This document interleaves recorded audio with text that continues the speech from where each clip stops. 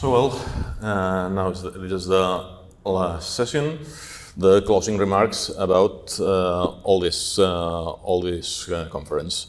Well, mainly, thanks again for all the attendance. It's Saturday. It has been a dense program, but still we are here.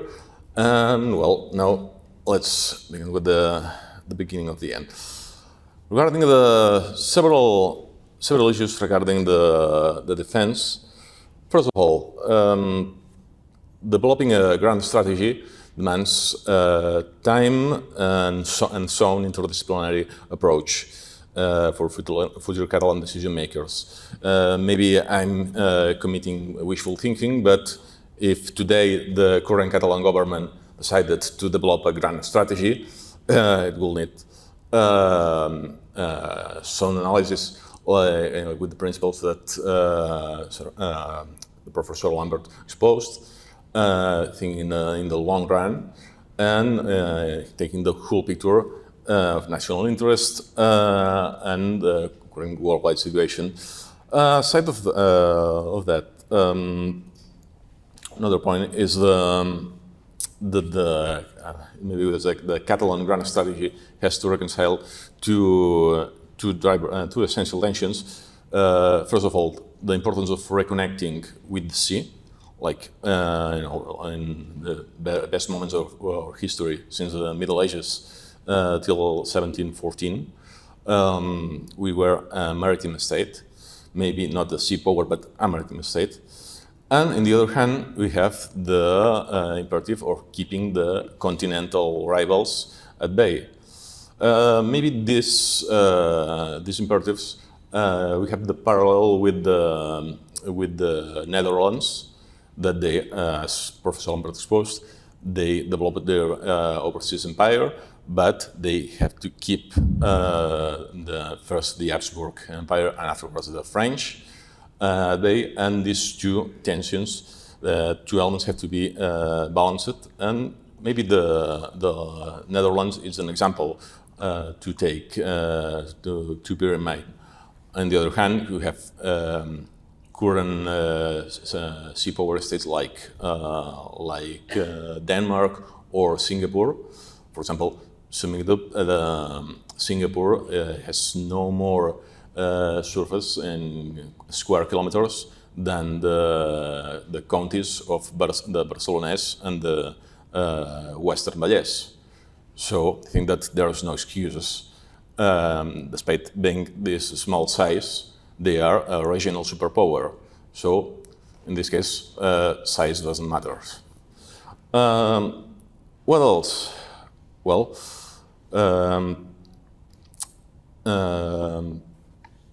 currently, Professor Lambert has talked a lot about trade. Currently, about 62% of the Catalan exports goes to the EU.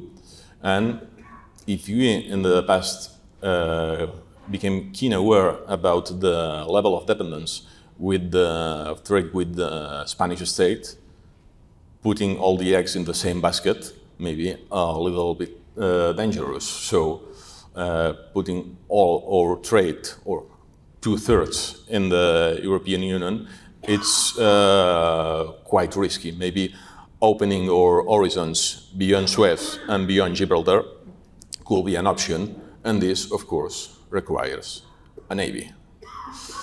A grand strategy, but of course a navy, like the Danish model, the British, or the Singaporean, and of course the Netherlands.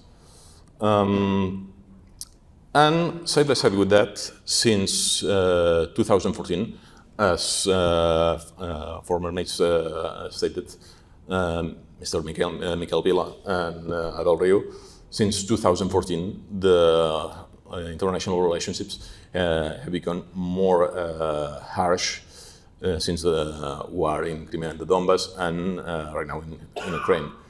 The Catalan decision makers must be keen about that and stop acting like an NGO. Acting in any way. But this is a point that has to be kept in mind. For example, just in the brutal numbers of the current war in Ukraine. For example, if forces like the ones in Belgium that are all volunteer force, fully professional army and navy, in just 6 months of combat, will have been disappeared. For example, current Belgian forces are about 25,000 men and women. This is mainly the size of the Donbass Republic forces that were wiped out in about 5 months. So the future Catalan defense model has to be a robust model. So in this view, I'm not advocating about conscription, but a wider model of defense has to be kept in mind. Again, the Netherlands, not the Netherlands, sorry, Denmark, Switzerland or Finland are models to be kept in mind. And soon, to not be boring about it and talking more about tanks and ships, maybe Mr. Abel Riu has some things to say to complete this video. Yes, thank you, Paul, and thank you everyone for attending this first conference on international politics and defense of Catalonia. It is a pleasure to see that the room is still fully packed and it's absolutely full. So we thought that, okay, some people will show up for one session for a couple of hours just to be there and then go maybe to have lunch or go to the beach. But we see that most of the attendants have been attending all the sessions from the very beginning to the very end to this present time. So this is something that tells us about the need to have this kind of events and to have this kind of discussions in this country, which unfortunately are lacking so much from the public debate. And we have, at the end of the day, we have talked about very normal things, about normal issues in normal countries. The thing that we might have to ask ourselves is why this kind of debates, why this kind of analysis, why this kind of speakers are not so common in our country, and this might tell us something about our problems with political culture and with perceptions of ourselves and of history. So I would like to thank, first of all, everyone for attending this event. We are really happy, so we are also already thinking about next editions, maybe we'll see next year or in 2 years, but still we'll have a conversation on this. I would like to thank especially the three speakers, Dimitri Rupel, Matt Fortup, and Andrew Lambert. It's been a great pleasure to have them here today with us, touching similar events from different perspectives, but we think that the whole picture that they offered us today, it gives us some interesting content and ideas to think about and to start building something that we could somewhere start calling Catalan national interest and therefore also Catalan national strategy on its different aspects. I would like to thank as well the presence today with us, even for a short while, of the distinguished members of the British Parliament. It's a big honor for us to have you here today with us, and also of distinguished members of the European Parliament. Hello, Clara. It's a pleasure also to have you here today, even for a short time. So I'd like to raise some ideas and some concluding remarks on the things that have been discussed and said today from this table. Overall, I think it's quite evident for everyone that we really need a change in our eyes as a country and in our perceptions on the way we see ourselves as a country and as a people, on the way we understand and we look at the world and on international affairs, the way we see the other actors and the way we understand how they see us. They don't see us as we see them, and they don't see us as we think they see. So this is something important, and in this sense it's paramount and essential to relate ourselves in a more natural manner with perceptions of power and on what are the implications or what it means to defend the freedom and the survival of a nation in the 21st century. In this sense, I'd like to highlight some ideas.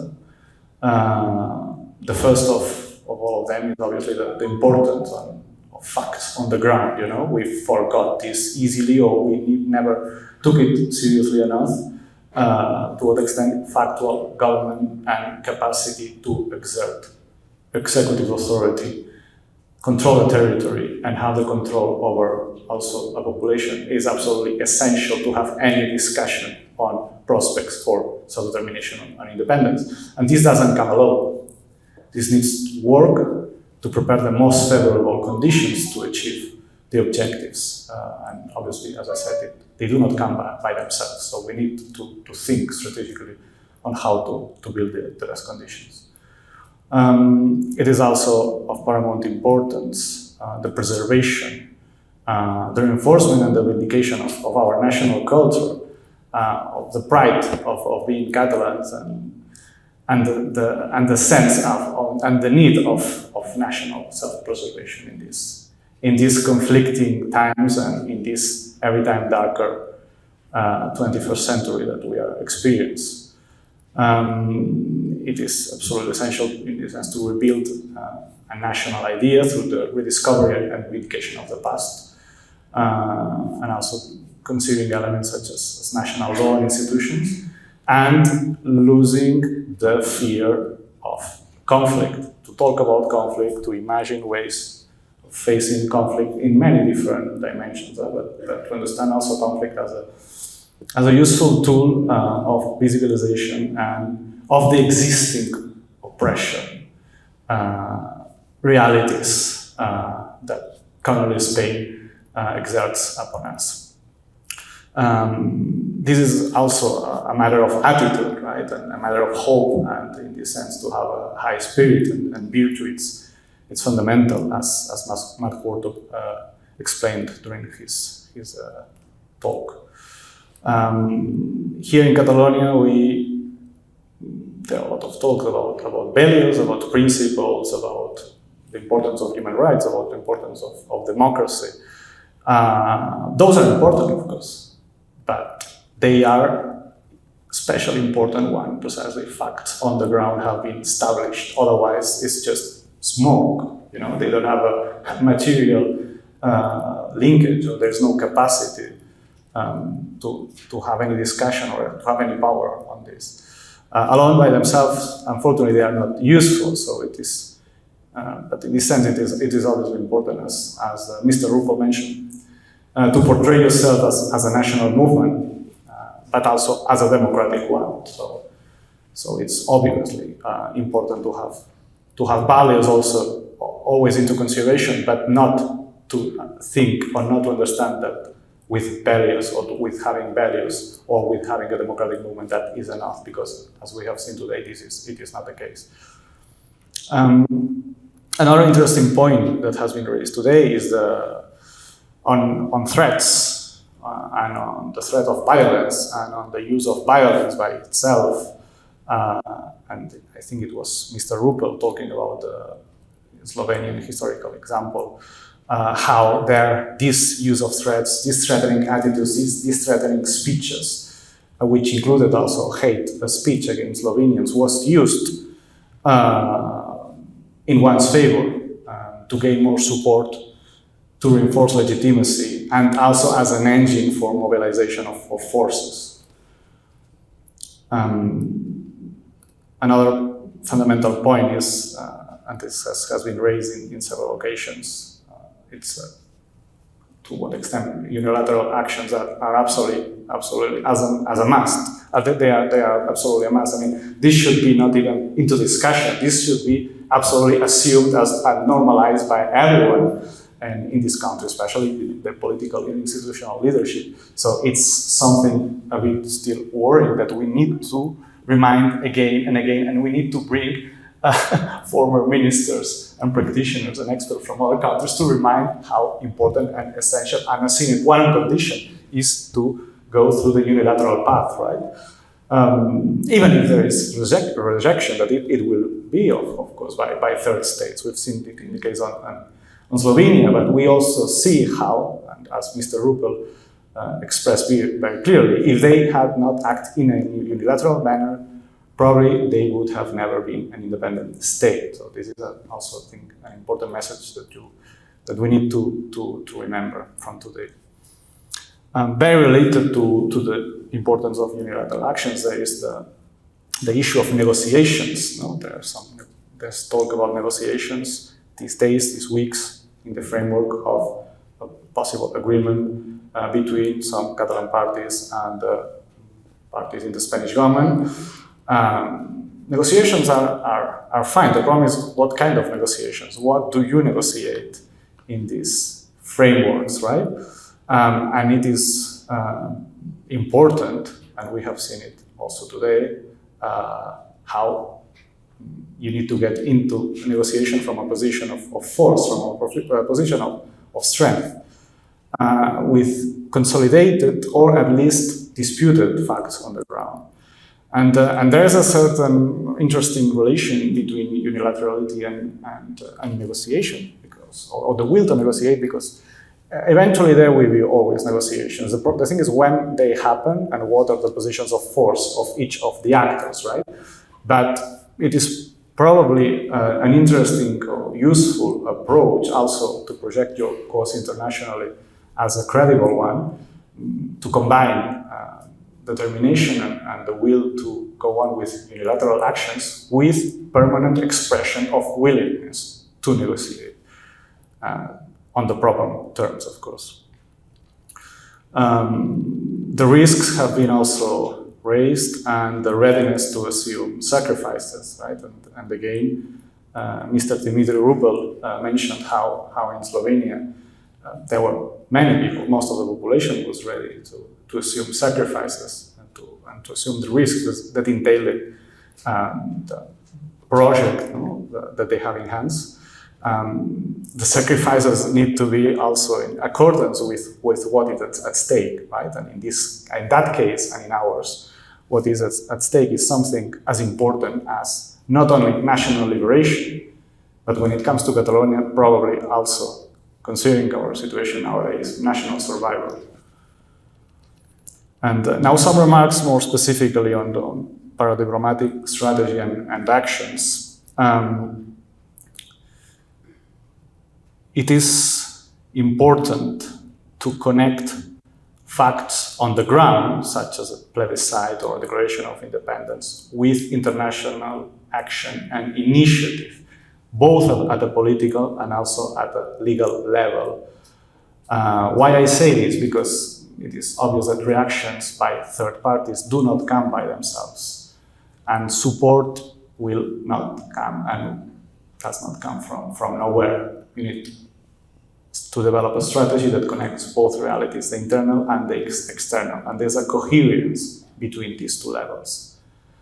And in this sense, when engaging with powers or third countries, as we've seen as well, that they will refuse unilaterally at the beginning, and they might discourage efforts that might be taken from Catalonia. And it's naive even to expect supports from the very beginning. But the thing is that if the realities on the ground do evolve, these actors will adjust themselves and their position to the new realities.